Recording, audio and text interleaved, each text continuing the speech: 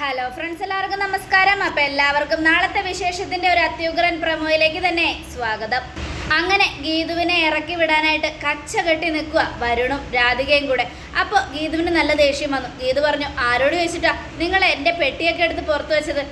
അതിപ്പോൾ ആരോടാ ചോദിക്കണ്ടേ?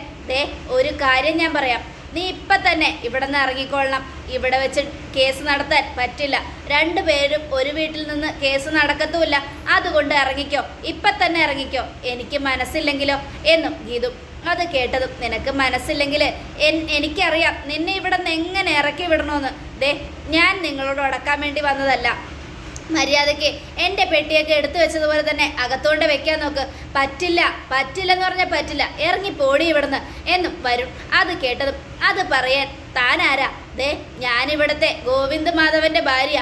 അങ്ങനെയുള്ളപ്പോൾ ഗോവിന്ദേട്ടൻ പറയട്ടെ എന്നോട് ഇവിടുന്ന് ഇറങ്ങിപ്പോൻ. ഞാൻ ഇറങ്ങിപ്പോയിക്കോളാം. അപ്പം അയ്യപ്പൻ നായർ, അതേ രാധികാമ്മേ, അതല്ലേ അതിൻ്റെതായ മര്യാദ. ഗോവിന്ദ് കുഞ്ഞ് പറയാതെ ഗീതു എങ്ങനെയാണ് ഇവിടുന്ന് ഇറങ്ങിപ്പോകുന്നേ? ഗീതു എങ്ങോട്ട് പോകും? ഇവൾക്ക് ഇവളുടെ വീടുണ്ടല്ലോ. ഇവളുടെ സ്വന്തം അല്ലെങ്കിലും ഗോവിന്ദ് മേടിച്ചു കൊടുത്ത വീട്ടിലാണല്ലോ ഇപ്പം പ്രിയൊക്കെ താമസിക്കുന്നത്. അപ്പോൾ ഇവൾ അവിടെ പോയി താമസിക്കട്ടെ, അതായിരിക്കും നല്ലത്. അത് കേട്ടത്, പറ്റില്ലെന്ന് പറഞ്ഞില്ലേ, ഞാൻ ഇറങ്ങിപ്പോകാൻ പറ്റില്ല എന്ന് പറഞ്ഞാൽ പറ്റില്ല. ഇത് എൻ്റെ വീടാ, എനിക്കും കൂടെ അവകാശപ്പെട്ട വീട്.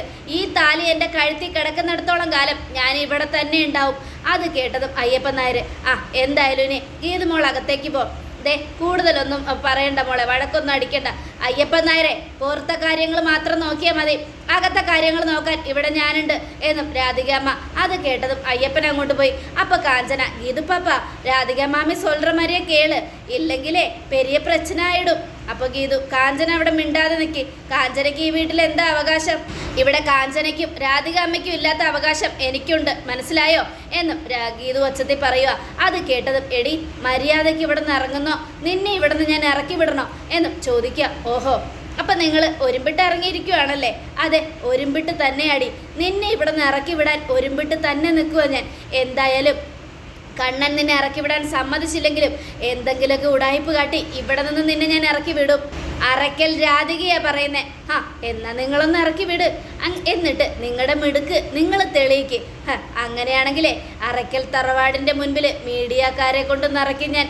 പിന്നെ അറയ്ക്കൽ തറവാട്ടിലെ ഗോവിന്ദ് മാധവൻ്റെ ഭാര്യയെ ഭർത്താവിൻ്റെ അമ്മയും അമ്മയുടെ രണ്ടാനമ്മയുടെ മകനും കൂടെ ചേർന്ന് ഇവിടെ ഇട്ട് പീഡിപ്പിച്ചത് മുഴുവനും ലോകം മുഴുവനും അറിയും. എന്താ അറിയിക്കണോ, ഞാൻ വിളിക്കണോ മീഡിയക്കാരെ എന്നും ഗീതുവിൻ്റെ ഒറ്റ ചോദ്യത്തിന് മുൻപിൽ രാധികയ്ക്ക് ഉത്തരം മുട്ടിപ്പോയി. എന്ത് പറയണമെന്നറിയാതെ രാധിക അവിടെ നിന്ന് ഇങ്ങനെ നിൽക്കുക. ഞാനേ സഹിച്ചും കടിച്ചും ക്ഷമിച്ച് നിൽക്കുന്നതേ ഗോവിന്ദേട്ടനെ മാത്രം ഓർത്തിട്ടാ. നിങ്ങളെയാണ് എനിക്ക് എപ്പോൾ വേണമെങ്കിലും പത്രക്കാരുടെ മുൻപിൽ എത്തിക്കാം. ഞാനത് ചെയ്യാത്തത് എന്തുകൊണ്ടാണെന്നറിയാമോ? ഗോവിന്ദേട്ടൻ്റെ നല്ല മനസ്സ് ഓർത്തിട്ടാ. പക്ഷേ എന്നെ കൊണ്ടത് ചെയ്യിക്കരുത്. കേസ് നടക്കാൻ ഇനിയും 3 മാസം സമയമുണ്ടല്ലോ. എനിക്കതിൽ ഒരു പ്രശ്നവുമില്ല. കേസ് നടക്കത്തുമില്ല, ഡൈവോഴ്സ് ഞാൻ കൊടുക്കത്തുമില്ല. നിങ്ങൾ എന്താ ചെയ്യാൻ പറ്റുന്നതെന്ന് വെച്ചാൽ ചെയ്തോ. എടി ഇറങ്ങാനാ പറഞ്ഞത്. എന്നാൽ ഞാനിപ്പോൾ തന്നെ മീഡിയക്കാരെ വിളിക്കാം. വഴി മാറുന്നോ അല്ലെങ്കിൽ ഞാൻ നിങ്ങളെ പത്രക്കാർക്ക് മുൻപിൽ കാണിച്ചു കൊടുക്കണോ എന്നും ചോദിക്കുകയാണ്. പിന്നെ ഈ പേരും പ്രശസ്തിയൊന്നും നിങ്ങൾക്ക് ഉണ്ടാവില്ല. ഞാനിവിടെ നിന്ന് പോയാലും ഏജിയം ഗ്രൂപ്പിൻ്റെ തലപ്പത്തിരിക്കാന്നുള്ള നിങ്ങളുടെ സ്വപ്നവും നടക്കില്ല എന്നും മരുമകളെ ദ്രോഹിച്ചു എന്നുള്ള പേര് നിങ്ങളുടെ തലയ്ക്ക് മുകളിലുണ്ടാവും. ജയിൽ ശിക്ഷ അനുഭവിക്കേണ്ടി വരും. എന്താ ഞാനത് ചെയ്യണോ എന്ന് ചോദിക്കുക ഗീതു. അപ്പോൾ രാധിക പതുക്കെ വഴിമാറി കൊടുക്കുക. അമ്മേ, ഇവള് പേടിപ്പിക്കുക നമ്മളെ. മിണ്ടാതിരിക്കുവരും. മിണ്ടാതിരിക്കുന്നതായിരിക്കും നിനക്ക് നല്ലത്. ഇല്ലെങ്കിൽ ദേ നീയും ചേർന്നകത്ത് പോവും. അറിയാലോ പെണ്ണിനെ തൊട്ട എന്തായിരിക്കും അവസ്ഥയെന്ന്. ഞാൻ പറഞ്ഞു തരേണ്ട ആവശ്യമൊന്നുമില്ലല്ലോ എന്നൊക്കെ പറഞ്ഞുകൊണ്ട് ഗീതു അകത്തേക്ക് പോവുക. അപ്പം കാഞ്ചന, മാമി இந்த പെട്ടിയെല്ലാം എടുത്ത് ഉള്ള വെക്കിട്ടുമാ, ഒന്ന് മിണ്ടാതെ പോവാ കാഞ്ചന എന്നും പറഞ്ഞുകൊണ്ട് രാധിക അകത്തേക്ക് പോവുകയാണ്. അപ്പം ഗീതു ആലോചിക്കുക, കാഞ്ചന ആലോചിക്കുക, இந்த ഗീതു പാപ്പാവ സമ്മതിക്കണം, രാധിക മാമയുടെ മൂഞ്ചി പാത്ത് എന്നാ സൊല്ലുത് എന്നും പറഞ്ഞുകൊണ്ട് കാഞ്ചനയും പെട്ടിയൊക്കെ ഇട്ട് അകത്തേക്ക് പോവുക. അങ്ങനെ ഗീതു അകത്ത് പോയിരുന്നതും ഗോവിന്ദ്, ഡേ നീ എന്തുദ്ദേശിച്ചാ? നീ എന്തിനാ ഇപ്പം ഇങ്ങോട്ട് വന്നേ? ഞാൻ പിന്നെ എങ്ങോട്ട് പോകണം? നീ നിൻ്റെ വീട്ടിലേക്ക് പോകാൻ അമ്മ പറഞ്ഞില്ലേ? അതിനുള്ള സമയമായിട്ടില്ലല്ലോ. കേസ് നടക്കട്ടെ, അപ്പം ഞാൻ പോയിക്കോളാം എന്നും പറയണം. ഗീതു, വെറുതെ എന്നെ ദേഷ്യം പിടിപ്പിക്കരുത്. നിന്നോട് പോകാൻ പറഞ്ഞാൽ നീ പോയിക്കൊള്ളണം. അല്ലാതെ വെറുതെ ഇവിടെ കിടന്ന് മനുഷ്യനെ ബുദ്ധിമുട്ടിക്കരുത്, മനസ്സിലായല്ലോ? ഞാൻ നിങ്ങളെ എന്ത് ബുദ്ധിമുട്ടിച്ചു? ഞാനിവിടെ താമസിച്ച നിങ്ങൾക്ക് എന്താ കുഴപ്പം? എനിക്ക് കുഴപ്പമേ ഉള്ളടി. എനിക്ക് മാത്രമല്ല, എൻ്റെ അമ്മയ്ക്കും എല്ലാവർക്കും കുഴപ്പമാണ്. അതുകൊണ്ട് നീ ഇവിടെ താമസിക്കണ്ട, ഞാൻ ഇവിടെ തന്നെ താമസിക്കൂ. എനിക്ക് ഡിവോഴ്സ് പേപ്പറിൽ ഒപ്പിട്ട് തരാനും പറ്റില്ല. നിങ്ങൾ എന്താ ചെയ്യാൻ പറ്റുന്നത് ചെയ്തോ. എന്നാൽ ഞാൻ ചെയ്യാം. എത്രയും പെട്ടെന്ന് ഞാനേ നിൻ്റെ കാര്യങ്ങളൊക്കെ കോടതിയിൽ വക്കീലിനോട് പറയാം. അപ്പം പിന്നെ എനിക്ക് പെട്ടെന്ന് ഡൈവോഴ്സ് കിട്ടിക്കോളും. നീ പരിശുദ്ധയാണെന്ന് തെളിയിക്കാൻ നിനക്ക് പറ്റുമോ?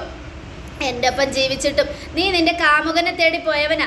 അങ്ങനെയുള്ളപ്പോൾ നിനക്കത് കോടതിക്ക് മുൻപിൽ തെളിയിക്കാൻ പറ്റുമോ? ഒരിക്കലുമില്ല.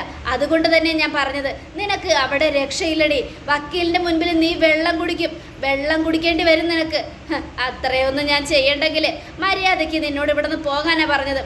പറ്റില്ലെന്ന് പറഞ്ഞില്ലേ? നിങ്ങൾ എന്ത് പറഞ്ഞാലും ശരി, ഞാനത് സമ്മതിച്ചു തരാം. 3 മാസം കഴിയട്ടെ, എന്തായാലും കേസ് നടക്കട്ടെ. ഞാനും കേസിന് വരാൻ തന്നെ തയ്യാറായി നിൽക്കുക. പക്ഷേ ആരൊക്കെ തലകുത്തി നിന്നാലും ഞാൻ നിങ്ങൾക്ക് ഡിവോഴ്സ് പേപ്പറിൽ ഒപ്പിട്ട് തരില്ല എന്നും ഗീതു തറപ്പിച്ച് പറയുക. ഇത് കേട്ടതും ഗോവിന്ദനും ആകെ ടെൻഷനായി. ഈശ്വര, പിന്നെ ഇവളെ ഞാൻ ഒഴിപ്പിച്ചു വിടും എന്നൊക്കെ ആലോചിച്ചുകൊണ്ട് ഗോവിന്ദ് ഇങ്ങനെ നിൽക്കുവാണ്. ഈ സമയം ഇഡിയുടെ പിടിയിൽ നിന്നും കിഷോർ തിരിച്ചെത്തിയതും അവർണികയും രഘുറാമും കൂടെ ആകെ ദേഷ്യപ്പെട്ട് ഇങ്ങനെ ഇരിക്കുക. അപ്പോൾ കിഷോർ ആകെ സങ്കടപ്പെട്ട്, സോറി ഡാഡി, സോറി അവർണിക, ഞാൻ ചെയ്തൊരു തെറ്റുകൊണ്ട് എല്ലാവരും ആകെ വിഷമത്തിലായില്ലേ? നമ്മുടെ കമ്പനിയിലെ വർക്കൊക്കെ എങ്ങനെ പോകുന്നു? അവിടെ ഇപ്പോൾ കുഴപ്പമൊന്നുമില്ലല്ലോ അല്ലേ എന്നൊക്കെ പറയുക. അത് കേട്ടതും അവർണിക കിഷോറിനെ തുറച്ചു നോക്കുക. എടാ, നിന്നെ രക്ഷിക്കാൻ വേണ്ടി ഞാനും ഡാഡിയും കൂടെ എന്തോ ഒരു ഓട്ടോ ഓടിയെന്ന് നിനക്കറിയാമോ? നീ ഒരുത്തം കാരണം നമുക്ക് എന്തൊക്കെയാണ് നഷ്ടപ്പെട്ടെന്ന് നിനക്കറിയാമോ? ഒരു കാര്യം ഞാൻ പറയാം, ഇനിയെങ്കിലും ഇങ്ങനെയുള്ള കാര്യങ്ങൾ ചെയ്യാതിരിക്കുക കിച്ചു. എന്ത് ചെയ്താലും എന്നോടോ ഡാഡിയോടോ ഒന്ന് ആലോചിക്കേ. നീ വലിയ ബിസിനസ്സുകാരനാണെന്നും പറഞ്ഞ് നിന്റെ സ്വന്തം ഇഷ്ടത്തിന് ഓരോന്ന് ചെയ്തതുകൊണ്ടാണ് ഇന്നെല്ലാം നഷ്ടപ്പെട്ടത്. എന്ത് നഷ്ടപ്പെട്ടു എന്ന് അവർണിക ഈ പറയുന്നേ?